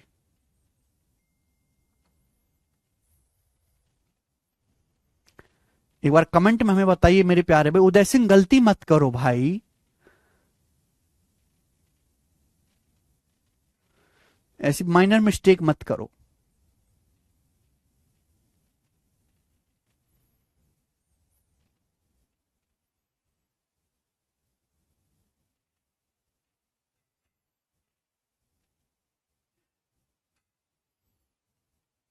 ठीक है, वेरी गुड। चलिए, खेल खत्म। आज की क्लास को हम यहीं छोड़ते हैं, इसके आगे कल करेंगे। देखो आज की क्लास में मैंने आपको जितने भी कॉन्सेप्ट समझाए, आपने साथ साथ नोट्स लिए होंगे, नोट्स आपने बनाए होंगे। नोट्स बनाना बहुत जरूरी है, और ये सारे कॉन्सेप्ट आपको हमारे इस बुक मैथ्स कॉन्सेप्ट किंग में मिल जाएंगे। इस बुक मैथ्स कॉन्सेप्ट किंग में सारे कॉन्सेप्ट मिल जाएंगे। तो अगर कोई बच्चा ऐसा है कि भाई मुझे बार बार कॉन्सेप्ट का रिवीजन करना पड़ता है, मैं तो बार बार भूल जाता हूं, मुझे तो बीमारी है भूलने की, तो ये बुक आप ऑनलाइन ऑर्डर कर लो, मैथ्स कॉन्सेप्ट किंग। फायदा ये होगा कि कम से कम आपको कोई चीज छटाक से रिवीजन करनी है, बैठे बैठे 10 मिनट आपके पास खाली है, तो भैया 10 मिनट बैठ के रिवीजन ही कर लो। तो ये बुक आप ऑनलाइन ऑर्डर कर लीजिए। इससे बेस्ट बुक कॉन्सेप्ट सीखने के लिए, कॉन्सेप्ट रिवाइज करने के लिए सीक्वेंस में पूरे मार्केट में, क्या पूरी दुनिया में नहीं है। आप इसको ऑर्डर कर लेंगे सब बच्चे, ठीक है जी। चलिए, तो आज इतना ही, बाकी हम कल मिलेंगे। बाय।